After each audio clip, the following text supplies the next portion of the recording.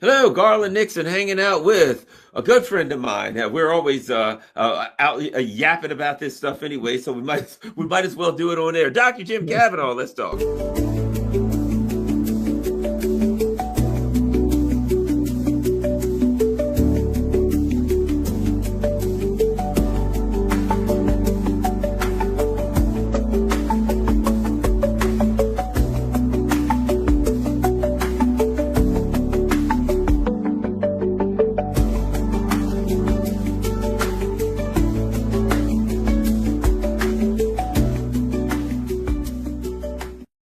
Hello, Garland Nixon here with Dr. Jim Kavanaugh. Okay, this is telling me that Rumble ain't on. Okay, that's fine.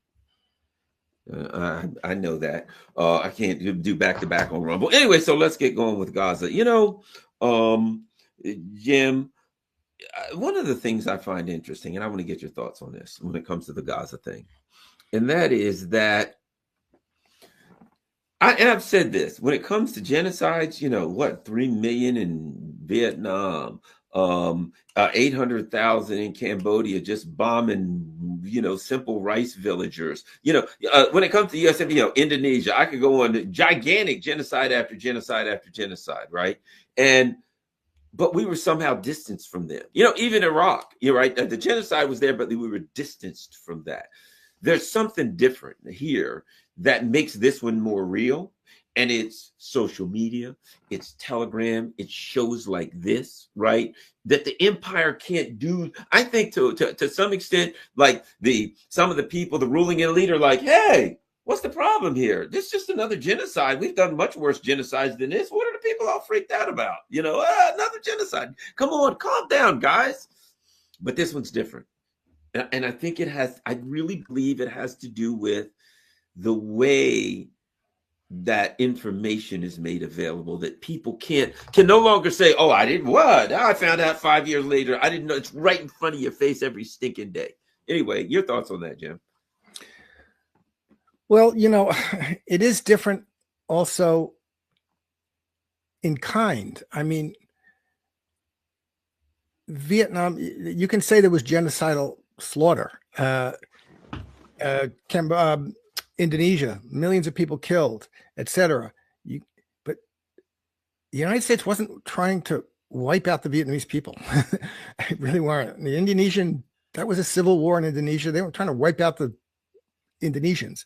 This was a struggle against communism and against what they considered the enemy of communism, communist political movements.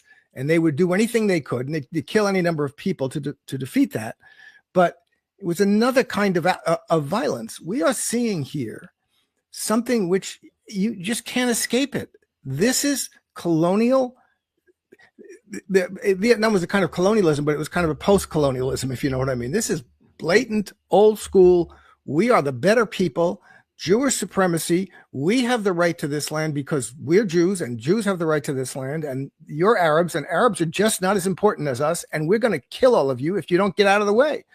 And that's the basis of it. This is apartheid. This is South Africa. This is a kind of racial, ethnic nationalism and colonialism that really was discredited entirely, with the Nazis, supposedly, and has come back in a way. It's exposed itself here. It's been exposed because of the media, because of the new media platforms, the new media podcasters, and just the ubiquity of cameras everywhere. I mean, the people themselves are podcasting and broadcasting, and the reporters and the journalists are the Gazans who are broadcasting what's happening to them in real time.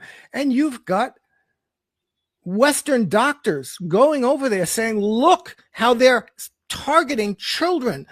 Double taps to the head and chest. This isn't a mistake. These are trained snipers. They didn't put these 2 bullets in this kid by mistake, and we see the videos of them killing the paramedics and the medics, and then lying about, oh no, we didn't kill them, or they didn't have their lights on, or what. And then they buried the health workers, and they buried the ambulance. I mean, they just, so the amount of lying, but this is colonialism. this is old school colonialism. It's old school racial ethnic colonialism. And this is what, it was in vogue in the early 20th century. Ethno-nationalism. Zionism was a part of a whole complex of philosophies that, every ethno group has its own blood and soil. Every ethnic group should have its own territory, and they are the masters of that territory. And also, there are certain ethnic groups that are just better than others. Eugenics was a very powerful movement in the United States, across the Western world in the early 20th century. So the Nazi fascists were part of that. And the Zionist movement as a kind of philosophical movement was part of that. We just have to go. And they weren't religious. David Ben-Gurion, Vladimir Jabotinsky, these people weren't religious. This is Jewish supremacy. We Jews have a right. We want our own land. Every ethnic group said we should have our own land. And we're better than those people anyway, so it doesn't make any difference what happens to them. And what happened in 46 to 48 was the tail end of the possibility of that kind of thinking. Colonialism is still accepted in the world. We still accept that there are certain people who either have to live under the mastery of the master race or the master ethnicity, or get out of their way. And that was still possible to think and kind of base policies on. Now, because of the 20, 30 years of anti-colonial struggle and the end of that, which was fought bitterly by the white countries, but, turned into a kind of anti-communist struggle too, then, but by the time South Africa in the 90s, you couldn't defend that anymore. Western liberals couldn't defend that to themselves anymore, but they continued until a year and a half ago to defend Zionism, which is the same thing. This is colonialism. This is master race colonialism, period. And there's no way around it. You cannot have any support Zionism unless you think that the Jewish settlers have some kind of higher importance in a kind of ontological way and a political and moral and ethical way. They are more important people in history than the Palestinian Arabs. And the job of the Palestinian Arabs, their historical mission, is just to get out of the way of Jewish settlers. I mean, however you want to frame that, whether it's because God gave it to us or because the Palestinian Arabs are just worse people or they're terrorists, but you are doing that. That's fundamentally based on ethno-religious supremacism, Jewish supremacy in this case. And there's no way around that. Now you can find all kinds of, the Jews deserve it because of the Holocaust. They deserve to push the Palestinians out of the way, but then still that's a Jewish supremacism based on the Holocaust or something. So this is what you're seeing. And you're seeing that the only way this works is if you if you're ruthless, if you slaughter everybody. The Zionists are right. Young kids, mothers and kids are the worst enemies because they're going to grow up and they're going to increase the population that we have to either kill or expel. We don't want to do that. We don't want to be killing and expel. We want to just go away. But we will kill them and expel them. So why don't we kill them and expel them in advance by killing pregnant mothers and killing kids? That's what they're doing. This is horrible. So, this is my point. We're at a point now, what's been revealed about Zionism, because we all in the West, and certainly in the United States, we all just accept it. Oh, there's a Jewish state. That's okay. It's a good thing. Oh, the Holocaust. That's a good thing. There's a Jewish state. No, it's not a good thing. It was a bad thing. It was based on explicitly, terrorism against the Arabs, and they call themselves terrorists. And it was based on the idea that we have the right to kill and expel these people because they're just not as good as us. And they did. They killed and expelled 80% of the Palestinians in 1946 to 48. And now you're watching how they did it. And so it was never a good idea. It was always colonialism. We kind of were conditioned, and by real serious ideological work over 5, 6, 7 decades, to just accept this as a natural part of the social world, like we accepted colonialism for hundreds of years. And now we've come to a point where many, many, many Americans and many, many, many Jewish Americans and Jews in the Western world are saying, holy crap, this is not good. This is colonialism. It has nothing to do with my religion. It has nothing. This is just bad. This is what we rejected when we rejected colonialism, when we rejected apartheid. And we have to reject it. We rejected Nazism. This is a version of Nazi fascism. And people are, so you have a problem now. Can the world abide Israel at all? I mean, it's no longer, everybody sees what it is. It's like, oh, could we abide a Nazi state in Germany? Oh, maybe if Hitler went, maybe we got rid of Hitler and let Himmler and Goering run the state, that would be better. Or, you know, they'll withdraw from Russia and they'll withdraw from Ukraine, but what are you talking about? This is a kind of regime. It's like, well, we can live with the apartheid regime in South Africa if they just ameliorate their policies in certain ways. We can still live with apartheid in South Africa. Can we?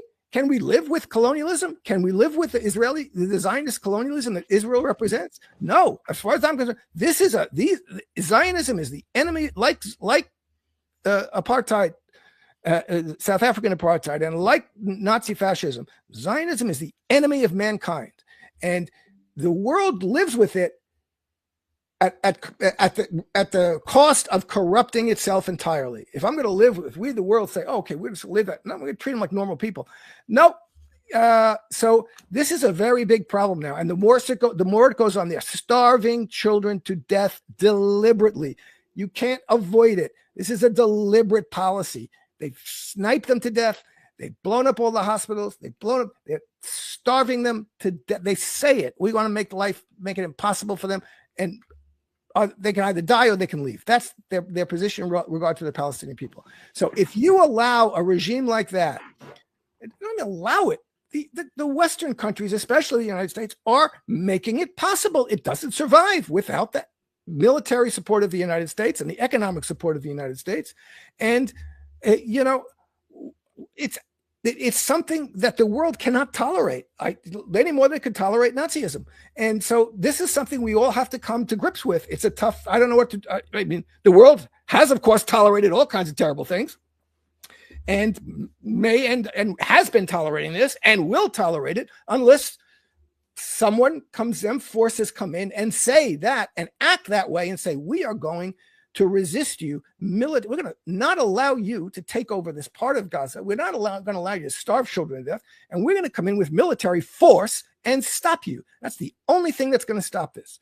Unless the Israeli society American support unravels, which I hope it is unraveling, and I hope it will continue to do so. And unless the Israeli society itself unravels, because hundreds of thousands of people are afraid to go home and they're fighting all the time and they have to call up everybody in the army, that there's all kinds of pressures under which the Israeli society can unravel and American support for Zionism can unravel. That has to happen. I don't think it's going to happen in time to save the Palestinians of Gaza, but this is the fundamental issue. This is a criminal. This is I forget the term, hostis humanus.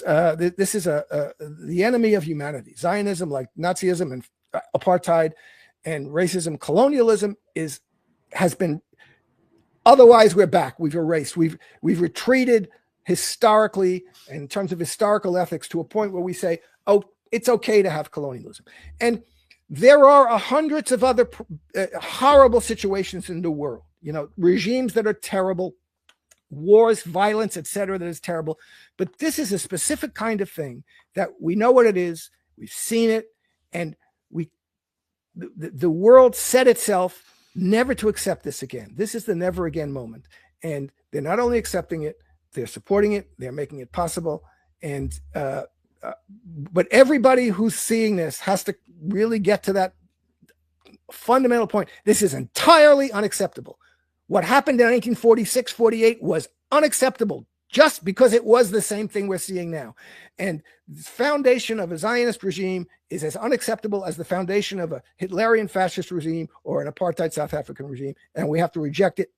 And the world has to reject it in that way, or the world is agreeing to be a scummy place. Yeah. I certainly agree with you, Jim. And I think that I would like to get your thoughts on something else, and that is, the effect internally, the fact that the desperation as they attack, okay, if you want to come to the United States as an immigrant, we're going to look at your social media and everything. And if you've made statements that you're not in favor of, Zionism, you can't come to the United States, right? If you're here and you have every legal right to be here, but you once pinned a column a year or two ago where you were in opposition to something that the Zionists were doing, you got to leave. If you are on a campus walking around and saying, with a sign or protesting or something, we'll grab you, we'll throw you out of the country, send you to El Salvador, wherever the hell, you know what I mean? This brutal crackdown, merciless, brutal crackdown to say the worst enemy of the United States is oftentimes sons and daughters of some of the ruling elite. People that they expected in the future would be, you're going to be the leaders of the future, as they tell the children at Columbia and Harvard and places like that. You're our future. You're the future people who will make the world safe for corporate, hegemony, right? Well, even it's too much for some of these kids. They're like, we don't like it. Oh, well, you'll be sprayed, you'll be beaten, teachers sprayed, beaten, dragged away. Your thoughts on the internal reaction of the regime? Forget the government, the regime. That's what exactly. You got to start using those words when you talk about the U.S. Yeah, the regime is not even it's not an insult word for me. It just means something wider than the government itself. It means the deep state. It means the apparatus that persists when there are changes of government, etc. So but one other thing I got to throw in. And now the people out of Democrats, they're in favor of it. So he changes the government or not, they are 100% on board with this crap. Anyway, go ahead. Well, no, the Bernie is going on about, you gotta get rid of Netanyahu. This is like the same they do with Trump. The problem is Trump, the problem is Netanyahu. No, the problem is the system that produces these things. Okay. And Netanyahu, there's nobody behind Netanyahu who's going to come into power and do anything right. Okay. The Israelis, Zionism is the problem. The problem, Hitler was a problem, but Himmler and Goering and Bormann weren't like, okay, if we get rid of Hitler, they'll step in and take care of it. This is what they're talking about with Zionism is the problem. The idea that there's an ethno-religious group which has the right to come in and kill and expel and steal the land of another ethnic religious whole people, number of different ethno-religious people who've been living on that land for 1,000 years. There's no person here that's responsible, single person that's responsible for this. So this is nonsense. But and again, this is changing in the United, and people are seeing it now. They're seeing what it means that we're supporting. Why do you think I'm enraged about this? And what do you think the Americans who didn't realize this is what Zionism was based on, this kind of violence, now recognize it. Arab peoples have known that for 75 years. They weren't ideologized into that. Wasn't invisible to them. They knew it. They knew this was the violence that was going on. All those countries are filled. Gaza is 70% refugees from southern Israel. Jordan is filled with Israeli refugees. All these countries who are with Palestinian refugees. All of these countries had to deal with this, and they've been all attacked by Israel over the years. So they weren't fooled by this. But the United States, we have been entirely captured by an ideology which is not just a set of ideas, but kind of a set of feelings. Oh, this is a good thing. It's a nice thing. We watched the movie Exodus. Oh, isn't this fun? The Israelis are heroes. We watch Claire Danes on what's the show? Israelis are heroes. They're America's friends. These are 100,000 shows about the Holocaust and saving and hunting down Nazis after the war, which is fine, but not a single peep about what happened to the Palestinians for 75 years. And this has been a lot of work, economic, ideological. And it wasn't the case. There's someone who just published a book about this, about American Jews and how Zionism came to become dominant in American Jewry. It wasn't. The end of the war, the publisher of the New York Times, Arthur Hay Sulzberger, was arguing that they were going to, there was a big push to take in displaced persons from Europe, all the refugees from Europe. And there was a big push about that in the United States. There were congressional hearings, etc. The Zionists didn't really want the United States to take in the displaced Jews of Europe. They wanted them to go to Palestine. And there was a debate in American Jewry. And the publisher of the New York Times said, the Zionists are holding our brothers and sisters, Jewish displaced persons in Europe, hostage to their nationalism, to their national, and they're using their economic power to shut down the discussion about it. American Jewry was not Zionist. There was a big debate about that, but they won the debate. They won the policy. The State Department told Truman, you recognize this, you allow this to happen, we're going to have trouble with the Arab states for decades, and Truman was brought $2 million in a paper bag onto his campaign train. And that's how Israel was, the state of Israel was founded, with a $2 million cash donation to Harry Truman on his campaign train. So, and this has been going on since, because they knew from the beginning, the Balfour Declaration, the only way we're going to be able to take control of this land and colonize it, and they use that term all the time, and David Ben-Gurion, we're coming to take the land from them. They're not going to want to give us the land, and they shouldn't. I wouldn't want to. If I were them, I would fight. They all said this. All the Zionists said this. They recognize this. What we're doing is stealing their land, and if I were in their position, I would be fighting me too. They knew they didn't have the power to do it. The Zionist movement didn't have the power to do it unless they had the support of the imperial center of the day. First, it was the British Empire. That was the Balfour Declaration. And then it was after World War II, the United States. That was $2 million in a paper bag. $2 million in 1944 or 48 to Truman. So do the calculation of what that is. But probably $100 million. Many more millions and millions since. Okay. And they established themselves. They allowed themselves to establish without being a foreign lobby, the AIPAC, without not being registered, the Zionist Organization of America, I think it was called, when Kennedy wanted them to register as a foreign lobby. They were allowed not to do that. They have bought. There's no question about it. They brag about it. Look at how much money we spent this election. Look at how many of the people we supported won. They've bought the Congress. They've bought the political system of the United States. They dominate the media apparatuses. So that's been why it's. And the fact is now, as you say, there's an end around to the media gatekeepers. The gatekeepers aren't. There's no gates being kept anymore in this, and we're allowed to see. We're able to see, and so far we're allowed. But they're going to, and we have seen for a year and a half now, over a year and a half, an absolute colonial slaughter, and that's what it is. There's no question about it. You can't run away from this. If you do, you're just being intellectually and ethically dishonest in every sense of the word. They are saying it, being explicit about it. We got to get rid of these people. We don't want them here. We have the right because we are Jews and they are not. And that's ultimately what Zionists think, not what most Jews think. I mean, there's many millions of Jews who say, I hate hearing that because you're putting me in a position that you're not speaking for me as a Jew. You're speaking, that's your position. So now the gatekeeping has been demolished. So we see all of this, but that's why they're cracking down, because it is extremely important, existentially important.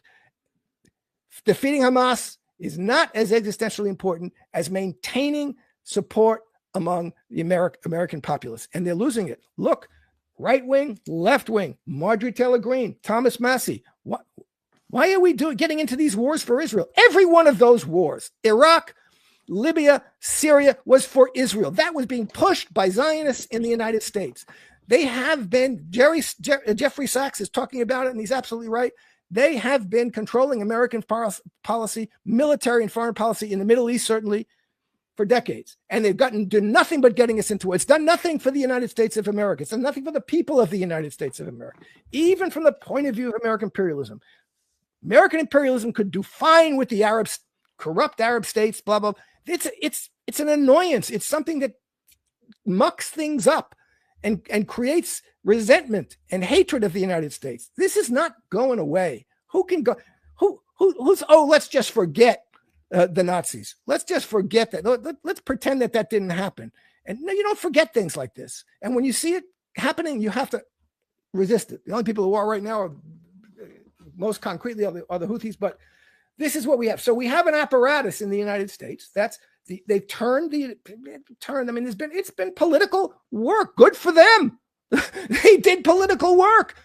They worked on the ideological. They worked on the political. They worked on the military. I have it in my articles. The American military officers are saying we have a Zionist military, the American military. Nancy Pelosi saying if the Capitol burned to the ground, we'd still be here fighting for Israel. Bill Clinton, who's excoriated for avoiding the draft in Vietnam, I would pick up a gun and fight for Israel. President of the United States, who didn't fight in Vietnam. Nobody criticizes him for that. Republicans never criticized him for that. Didn't go there to criticize him. But so anyway, we have a country that turned itself, that was turned into, by virtue of a lot of ideological and economic work, into a Zionist country. And we have to recognize that and stop it. And it's going to be very, very hard to do. People in political power who try to do that will get eliminated either by being primaried or by being assassinated or by they'll find something on them. They'll be blackmailed. You guarantee they'll find something on their past that they did that all of a sudden they're no longer eligible to be in politics. And everybody they're going to fight like hell now to put this down, and to stop this momentum, which is people are waking up to what Zionism is and how unacceptable it is. That has to be stopped from their point of view, and they will do everything to stop it. One of the things that go back to what we were talking about the first, one of the also other things about this particular incident is the brazenness. They're Amalek. They literally come out and say, yes, we'll kill everybody. We'll kill them all. We'll kill the women. Yay. Oh, they're burning alive. Hooray. We're killing. Woohoo. All right. They're happy. This morbid infatuation that we have by the Israeli government and the numbers that say the Israeli people are behind it, it's far worse than just a lack of regret or remorse. No, it's a psychopathic orgy of joy for murder. And to see, every time I see a picture of Netanyahu and he's got that psychopathic smirk, I just killed 50,000 people, another 10,000. We'll slaughter them, we'll murder them. And you look at, some of the things the Smotriches and the Ben Gavirs, and you see these people, they're like rabid. And it's just an orgy, a frenzy of hate and slaughter and murder from all, and then recently there was a documentary and this guy went around, he just interviewed, literally, he just went around and interviewed Israelis. Okay, what do you think? And the things they said were horrific, and it was attacked. The documentary was attacked as some kind of propaganda, and all they did was it was called In Their Words or something like that. We're just hey, there you go, and they were just like crazy people, and they were like, how dare you put that out? But this is an instance where they are so empowered and emboldened. Hey, look, I got Uncle Sam behind me. I can do any damn thing I want. I can say anything I want. The UN, the International Criminal Justice, nobody can touch me. I can do and say whatever I want to. And I'm going to say it. Damn it. Yes, we're killing the kids. Rape. Literally raping people. Well, so what? Yeah, they needed to be raped. Who do we have? We're Israelis. We can rape people. Nobody can touch us. The brazenness of it is also something I think that is of consequence, Jim. Yeah, they have said that this is, one of the hardest thing about genocide is intent. They're being very explicit about their intent. They say it right out in the open. This is what we want to do. That Louis Theroux, I think, is the guy who did that documentary that just came out with BBC. But that's been done before. David Sheen's gone around. Who is the woman who used to be on RT? She went to Israel and interviewed people on the street. The same thing. It's racism in the widest sense. It's ethno-religious supremacy. Often anti-Black racism too, by the way. That's deeply embedded into that. But generally speaking, it's anti-Arab racism and it's Jewish supremacism. Norman Finkelstein talks about it, or uses that term. That's what it is. It's Jewish supremacism. It's colonialism based on Jewish supremacism, like the colonialism based on white supremacism. And white supremacism is embedded in the Jewish supremacism too. But what I'm saying is, it's what it is. And the people who live in that context have to think that way. You have to think, because you are killing people. You are treating them like garbage. You're treating them like insects. And animals. That's the term they use. And you have to believe at a certain point, a critical mass of those people have to believe that this is right. There's a reason. There's a rationale for that. They really are lesser people than we are. So therefore, they're not really as human as we are. And what I'm doing in killing them and expelling them and making their lives miserable is something that isn't so bad, because it's not as if we did it to someone who was really human. That's the way you have to think in that circumstance, And it's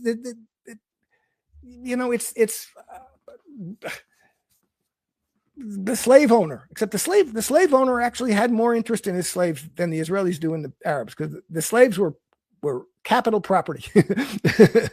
They had a use. They were very important. So you couldn't just kill off all the slaves. But when slaves revolt, what you do is you say, well, this was after Nat Turner Rebellion in Virginia. George Washington's grandson said, maybe we should give up slavery. Maybe we should think about abolishing slavery. And no, the other alternative is, no, we crack down on them even more, because we got to stop this. We got to put an end to it. So this is what the Israelis have done. The Palestinian Arabs revolt. They will always, any people under oppression like that will revolt. They have the absolute right to, legally, international law. They have the right to armed rebellion. I support it. I support the victory of whatever armed rebellion or armed groups rebel against the IDF, which is a colonialist death occupation force. So you can't stop the oppressed people from rebelling. You either have to kill them all or expel them all. That's what they did in 1948. They expelled enough of them and killed and expelled enough of them to get a level of stability for 70 years. But now they're saying we got to kill and expel them all so that we have a level of stability for another 70 years at least. And that's what they're doing. It's very hard to do, but they are doing it with the participation of the United States, Germany, England, Europe, etc. And we are all part of this. So, what, we're going to let it happen? We are letting it happen. Stop it. Right? We're going to live with it. The world going to live with this. The world is living with it. It's really a horror show. It's, it's beyond what anybody would have thought was possible. I always say to people, I was on Press TV last week. The Western countries are going to have to put a stop to this at some point. They're going to have to say, well, this is too far. We can't go any further. Well, really? What's happened? If I had said 2 years ago, Israelis are going to bomb all the hospitals and kill all the doctors and kill the children and starve people. They'd have to the Western country wouldn't allow that to happen. They're going to put a stop to it. No, they didn't. They're not going to unless they're forced to. Now, that's where we need people in the United States to say to their politician, we have to say, left, right, MAGA, communist, you want to put up with this? You want to be this person? You want to be this country that is killing an entire people in order that this other people, it has nothing to do with the United States. You want to put the United States, you're going to go to war with Iran, go to Third World War so that Israel is safe in its nuclear monopoly of of the Middle East, this is what we're doing. We can't get out of this. This is what we're doing. People sit around, recognize that Vietnam was a mistake, Iraq was a mistake, well, this is a mistake of an order that's so horrible, and we're participating in it. And do not think that all of this stuff about Trump breaking up with Netanyahu, the regime of the United States of America is Zionist, and Trump, like with everything else Trump does, he gets pushed into doing what they want him to do ultimately, for the most part. And he's got too many ties with that anyway. So this has to be a ground up pressure from the ground up, political pressure, that we're sick of this crap. There should be nobody voting for anybody who does not reject Zionism and cut and demand the United States cut itself off, cut Zionism off from. We are no longer the guarantors of Zionism in the world. And that should be a minimum demand for anybody on the left, anybody on the right who's interested in just common humanity and is interested in, why should we go down with this in every way? Why should we go along with this or go down with it? Why should we pay for it with lives or treasure? And why should we pay for it with our souls? And I agree. And here's the other part of it too, that I think the institutions that support Zionism, and one of the ones, and I'd like to get your comments on this. I've said, I watch YouTube, I watch this and that. I don't really watch the Hollywood crap anymore. I don't want to see their movies. I can't stand their shows. And it is, and I've said this so many times that probably people are sick of hearing it. But nothing makes me madder. Nothing makes me more angry than when I turn on the latest Hollywood, whatever the hell. And it's, oh, look at us. We've got one black person, one white person, one gay person, one this, one that, right? This virtue signaling. Look at us. We're morally upright and upstanding. Why? Because look at this. We have one of each group. You know what I mean? It's this virtue signaling. We're the good people. We have one of each group. Why? We want to make sure we upbuild the minorities and have rights for gay people, rights for this people. And how do we do that? By putting forward a group of people that every damn chewing gum advertisement I turn on, you know what happens? Literally, I'll be looking at the TV and I'll say, where's the Asian person? And within 10 seconds into the advertisement, there's the gay person, there's the black female, there's the white male. Where up? There we go. An Asian person, at least somewhere in the background, right? It infuriates me because I'm like, you bastards. It's so obvious now. Like, what about Zionism? 100%. We love that. What about this ongoing genocide? Oh, we've got Israel has a right to defend itself. We've got the foundation of Zionism. If an actor or actress stands up and says, perhaps we shouldn't do that. Oh, really? You're not working. Was it Susan Sarandon had one of the top, agents and casting agencies, whatever you call them in Hollywood. And she said, perhaps this ain't a good idea. She's out, she's fired. Yeah. So you have an institution that is at its foundation and core Zionist of the highest level, but yet I'm supposed to believe you're the good guys because you got one black guy, one white guy, one gay guy, one Asian, one black female. Yeah. You've got a diverse group of strong females who are all superheroes. It makes me sick. It's the opposite of what you are. In fact, I'll go one further. You have to do that because what you stand for is so evil that you have to put something out there to try to pretend as though you're the good people. Yeah, well, it's equal opportunity imperialism, Benetton imperialism. That's what it is, and that they learned that game. And look, then again, this is how stupid Trump is politically. I mean, in that sense. This works. This is soft power. This is the way you maintain. Ideology is more powerful than laws in the long run and for the most part. When you have to pass laws and send in the cops to stop people from doing things and thinking things that they shouldn't, you're in trouble. If you can get people all on their own, just by virtue of the stories they watch and the images they see, to go along and think it's the great right thing to do. And that's exactly what they've done with Zionism and with so many other things. Look, we managed to pass ourselves off as the good guys. Well, as you say, we were slaughtering 1 million people in Indonesia.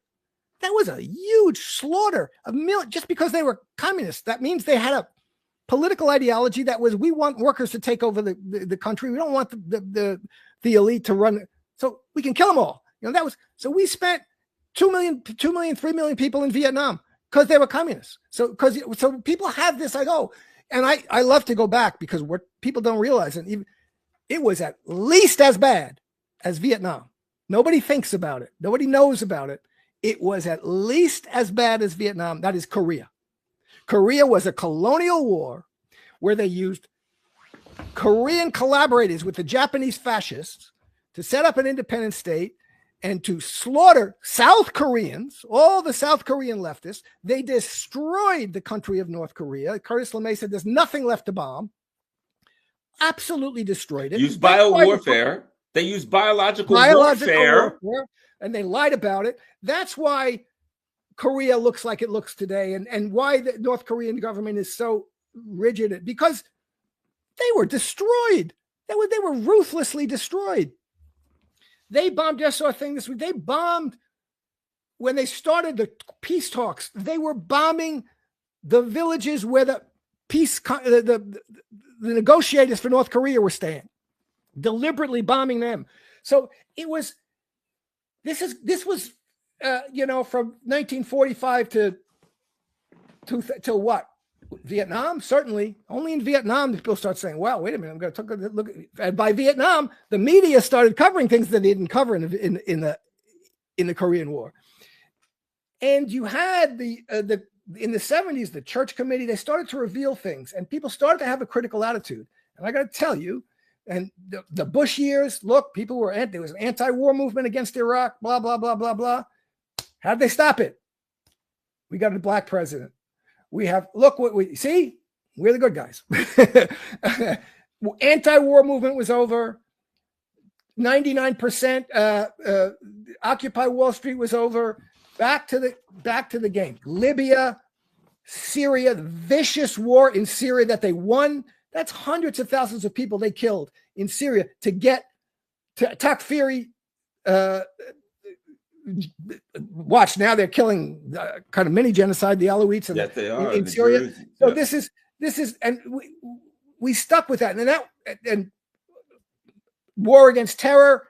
We'll do away with habeas corpus. Now it's not so good. Obama did away with habeas corpus. Now Trump's going to do away with habeas corpus. So and so we went through all of that.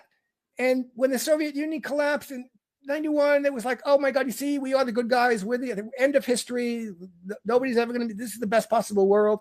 And that's all changed again and collapsed again. So this is there are waves of understanding and opening up to criticism. And we're back at that situation again. We are the ones who put into power a Hitlerite fascist regime in Europe, in Ukraine in 2014.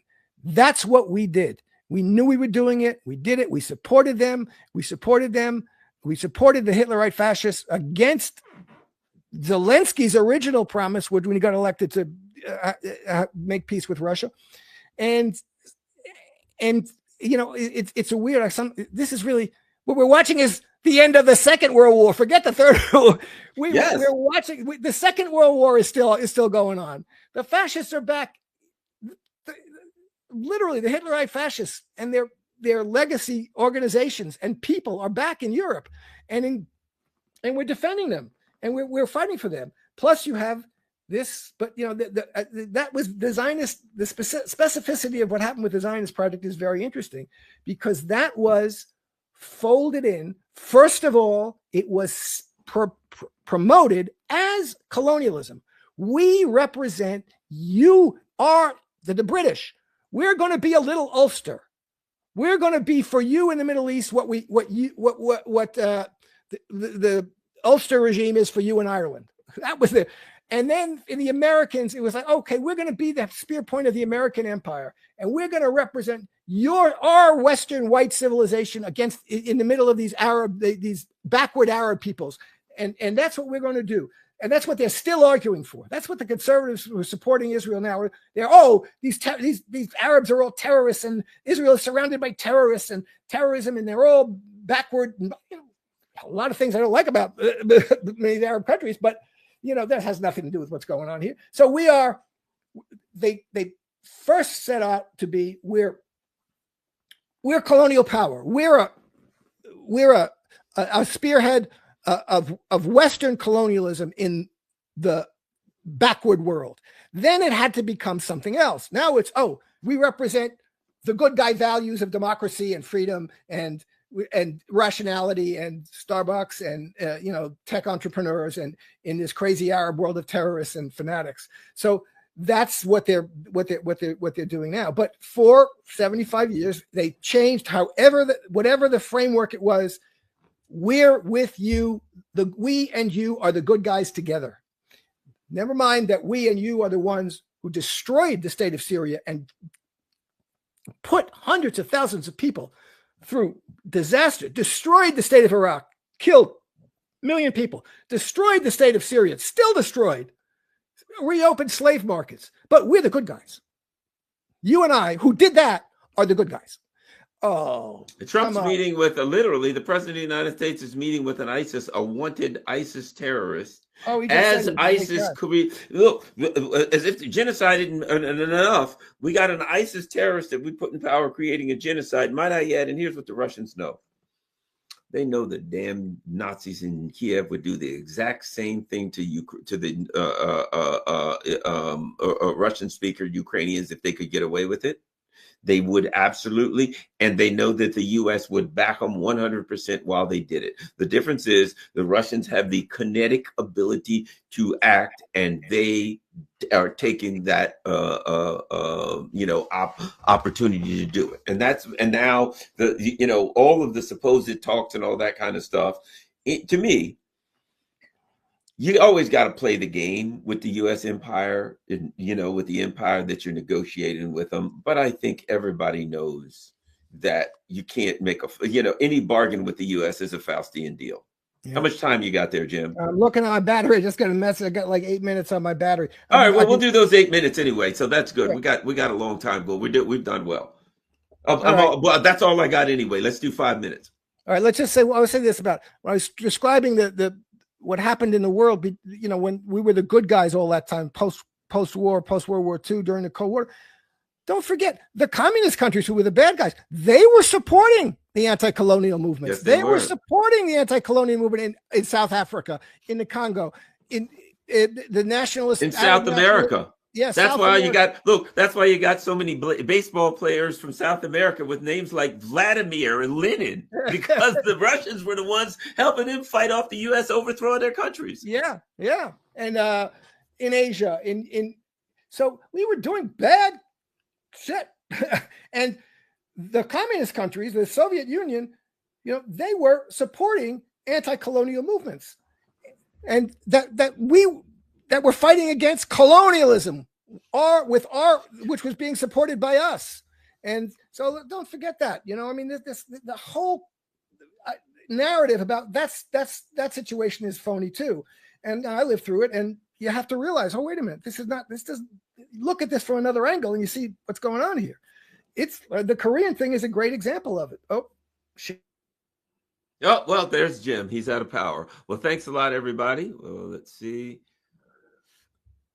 I knew he was going to run out anyway, but we had a great hour, we got 48 minutes. That's plenty. We had a great time talking with Dr. Jim Cavanaugh. He's a very good friend of mine, and he's very, very,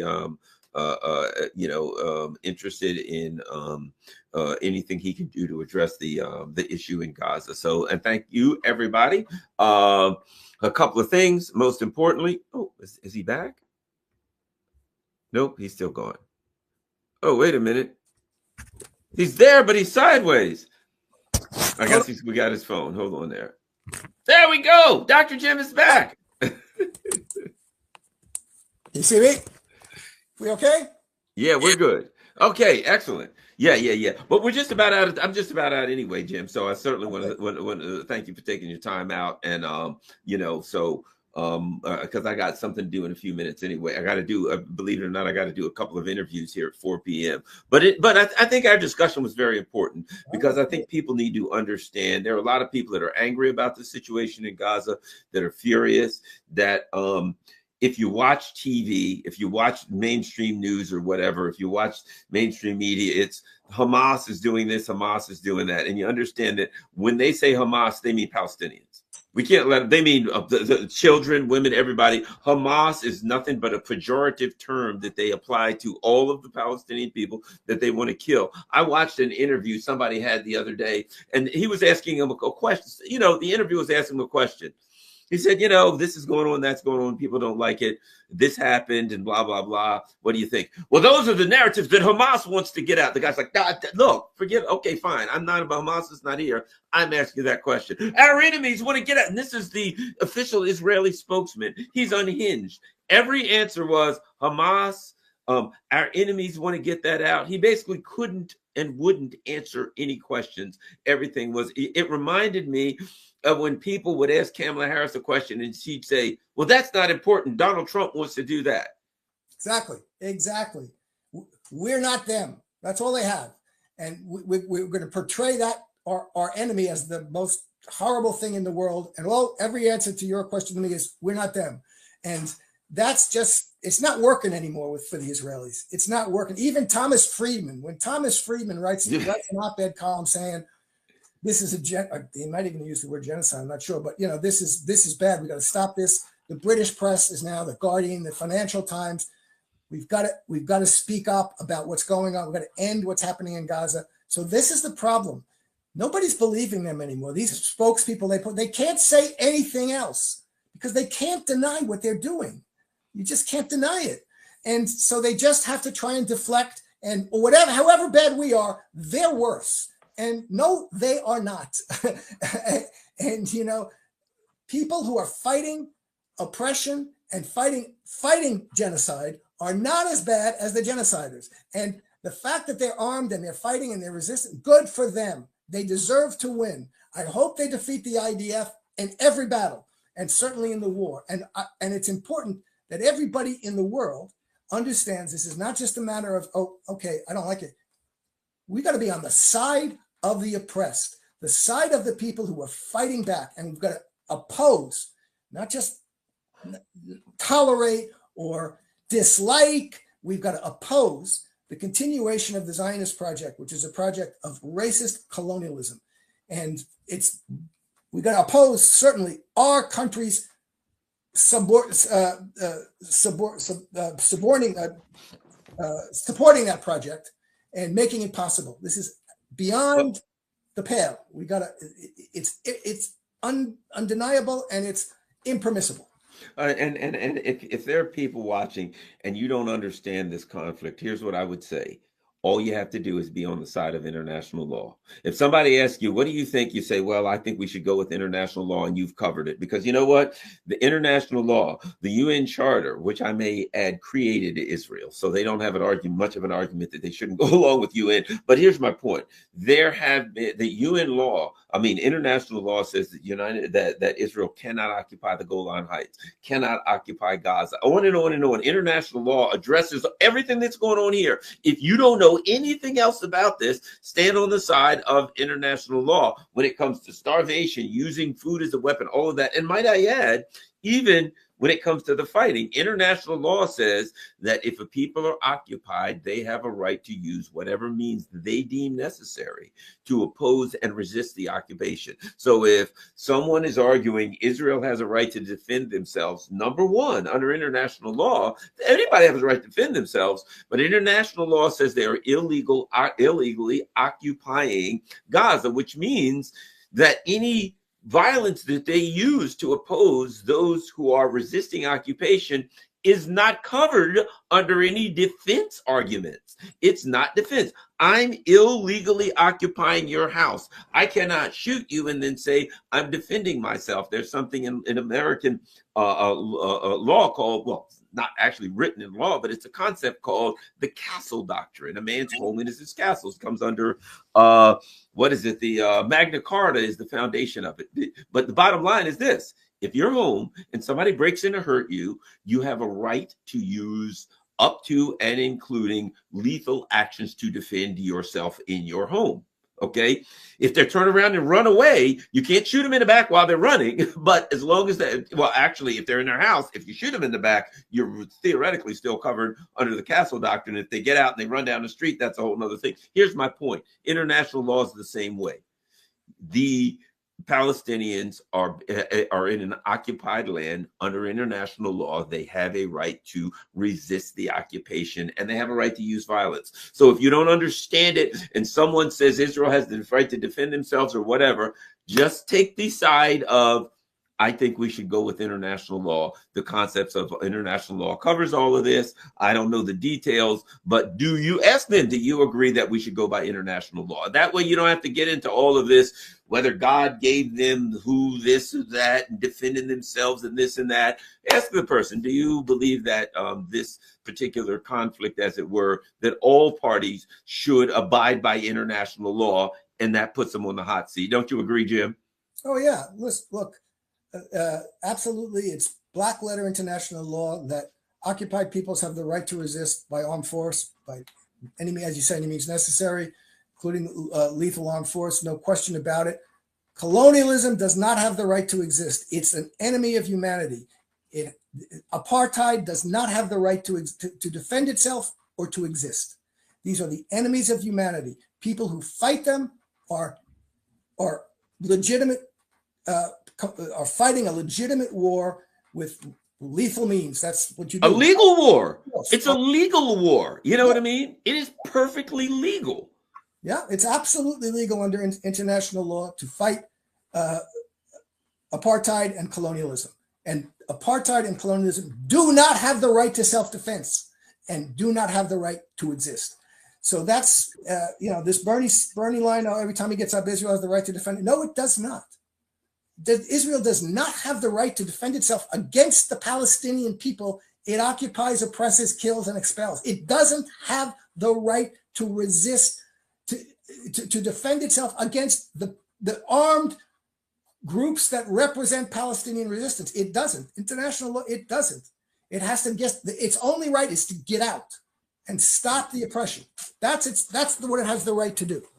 Yep. So that's the situation. That's black letter international law. All right, everybody. Dr. Jim Kavanaugh, you can find his Substack. Jim Kavanaugh has a Substack. Look it right up. You can see my P.O. box there if you want to email, whatever it is. If you want to email a letter, a book, something you have to say, a donation, anything, I have my P.O. box there now, and I'm getting letters from everybody. It's great. Follow me on Rockfin, follow me on Rumble, follow me on Telegram, follow me Facebook, wherever the case may be, if you can afford to. Donate. If you can't, it doesn't matter. Make sure you share this very important segment on all your social media platforms. We're out. Thank you.